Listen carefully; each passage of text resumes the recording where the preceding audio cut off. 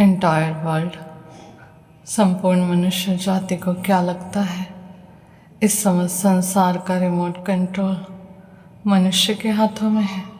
मूर्ख मनुष्य जो खुद को इस संसार का भगवान समझकर इस संसार का, दूसरे जीव जंतुओं का, दूसरे मनुष्यों का न्याय कर रहा है।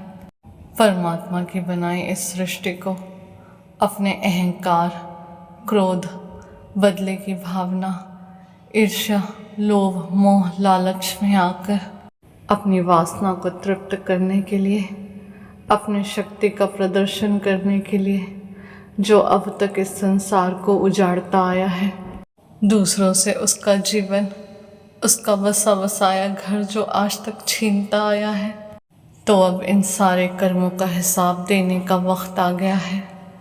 विनाश कालय विपरीत बुद्धि। संपूर्ण मानव जाति को क्या लगता है आज जो इस संसार की परिस्थितियाँ उत्पन्न हुई हैं, ये इंसानों द्वारा किया गया है? नहीं, इस समस्त संसार के विनाश का जो तांडव रचा गया है, ये सिर्फ और सिर्फ प्रकृति के हाथों रचा गया है। उस परमात्मा, उस परम शक्ति के हाथों रचा गया है। संपूर्ण मानव जाति के कर्मों के फलस्वरूप अब इस संसार का रिमोट कंट्रोल मनुष्य जाति के हाथों से छिन चुका है। अब इस संसार में वही होगा जो परमात्मा चाहते हैं, जो मनुष्यों के कर्म के बदले में उनका कर्म दंड है, उनका कर्म फल है। क्योंकि जब जब मनुष्य द्वारा धर्म का नाश होता है, तब तब धर्म द्वारा मनुष्य का विनाश होता है। मैंने पहले भी कई बार कहा है कि सब सतर्क रहो। आगे मनुष्य जाति के लिए असहनीय कष्ट है, बहुत कठिन परीक्षा है। ये समय सदियों से जन्म और मृत्यु के चक्र में फंसी हर एक जीवात्मा के न्याय का है।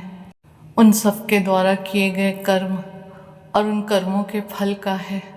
संपूर्ण मानव जाति जो सदियों से माया और भ्रम की नींद में सो रहा है, ये समय हर एक जीवात्मा की सोल अवेकनिंग का है।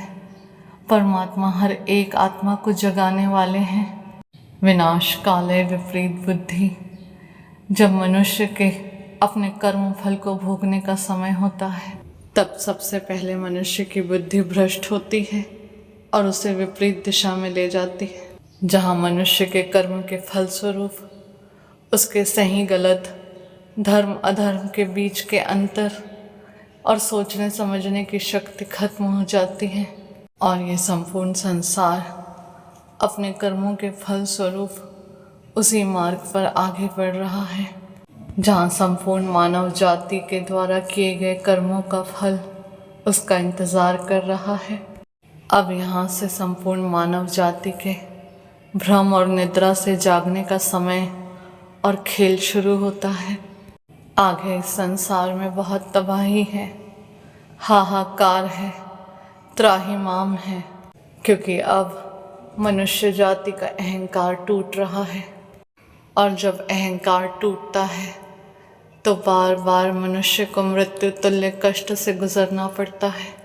जिस भी प्रकार का मानव जाति को अहंकार है, फिर उसे उसके साइंस का हो, टेक्नोलॉजी का हो, पैसों का हो, पावर का हो, धर्म और जाति का हो, ऊंच नीच का हो, काले गोरे का हो, सरहदों का हो या भाषाओं का, मंदिर मस्जिद चर्च और गुरुद्वारे का हो, ग्रंथों का हो, ज्ञान का हो, अपनी शक्ति का हो या खुद को या खुद के देश को सुपर पावर समझने का, तो अब तैयार रहे ये संसार, क्योंकि अब सामना साक्षात उस माँ महाकाली से है, जिसकी राह ये संपूर्ण संसार कभी कल्कि, कभी मेहदी और कभी जीसस के रूप में कर रहा है।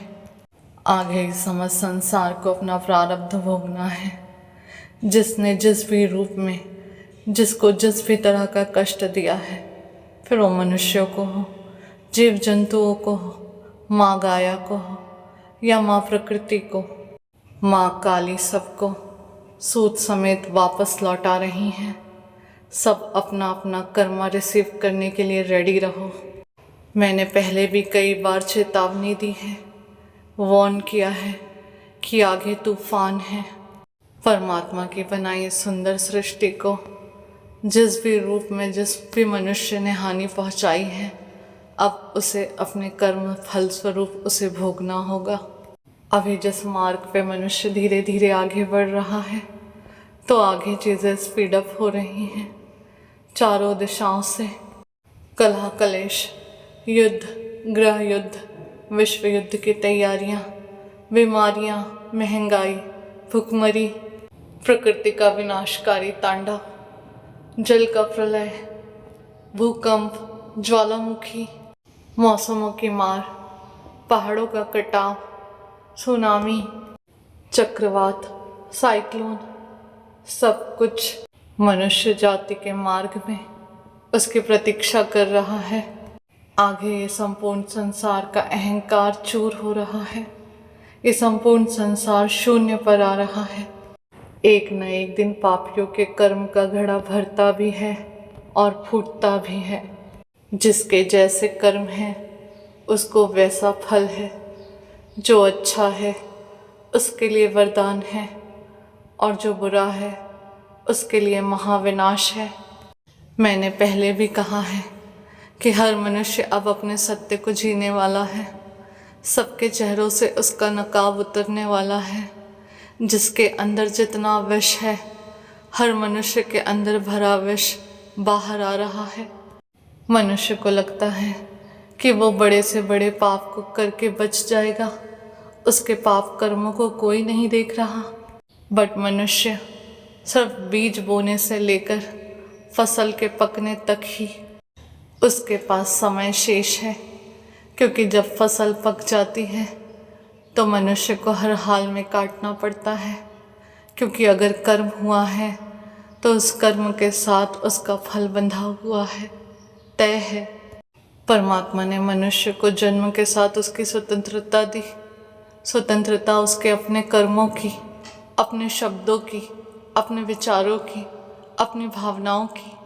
उसे स्वस्थ शरीर, बुद्धि, आत्मबल, आत्मविश्वास, साहस उसे परमात्मा ने अपने और औरों के कल्याण के लिए दिया है।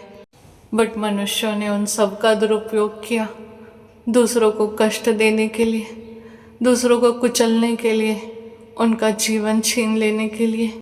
अपनी शक्ति, अपने बल, अपने बुद्धि का प्रयोग इस सृष्टि के विनाश के लिए, दूसरों से उसका हक छीनने के लिए किया, दूसरों को उजाड़ने के लिए किया। माँ प्रकृति, माँ गाया को चोट पहुँचाने के लिए किया। निर्दोषों की हत्या, दूसरों को रुलाना। जहाँ परमात्मा ने किसी भी मनुष्य को एक चींटी की भी हत्या करने की आज्ञा नहीं देते, वहाँ मनुष्यों ने समस्त संसार को अपने अहंकार, काम, क्रोध, लोभ, मोह, माया, वासना, बदले की नीच भावना, ईर्ष्या, नफरत, अपनी क्रूरता की बलि चढ़ा दिया। मनुष्य को दौलत की वासना है, ताकत की वासना है। वो सबसे शक्तिशाली बनना चाहता है। क्या इकट्ठा करना है, क्यों इकट्ठा करना है। जितना भी इकट्ठा कर ले मनुष्य, उसके कुछ काम नहीं आने वाला। मनुष्य जाति परमात्मा को ज्ञान में नहीं, अच्छे कर्म में नहीं, हमेशा चमत्कारों में ढूंढता है। तो अब संपूर्ण मानव जाति को आगे बहुत सारे चमत्कारों का सामना करना होगा। आगे संपूर्ण मानव जाति को सिर्फ परमात्मा का ही शरण है। संपूर्ण मानव जाति के मैं और मेरा के अहंकार का आगे अंत है। मनुष्य को अब ये समझ आएगा कि वो जितना भी साइंस और टेक्नोलॉजी में आगे बढ़ जाए, कितना ही शक्तिशाली बन जाए, कितना ही बम, गोला, बारूद, न्यूक्लियर बना ले, तो मनुष्य केवल विनाश कर सकता है, सृजन नहीं। वो जन्म नहीं दे सकता।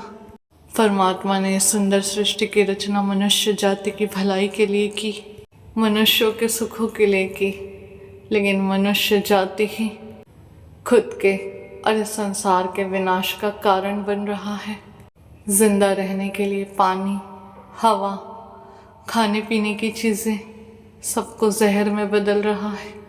अब जो इस संसार में तांडव हो रहा है और जो कुछ भी आगे होगा, तो ये तांडव साक्षात उस महाकाल और महाकाली का है। अब मनुष्य केवल माध्यम मात्र है, परमात्मा के हाथों की कठपुतली। अब मनुष्य को केवल अपने किए हुए कर्मों का फल भोगना है, अपना प्रारब्ध भोगना है।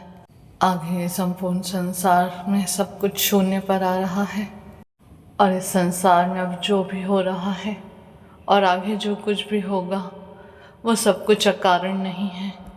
मनुष्य माया और अज्ञानता के अंधकार में भटक रहा है। मनुष्य जिस परमात्मा को मंदिर, मस्जिद, चर्च और गुरुद्वारों में ढूंढता है, जिसके लिए लड़ता है, जिन पाखंडी बाबाओं में, जिन चमत्कारों में मनुष्य परमात्मा को ढूंढ रहा है, तो मनुष्य जान ले, परमात्मा केवल ज्ञान से और अच्छे कर्म करने से ही मिलते हैं।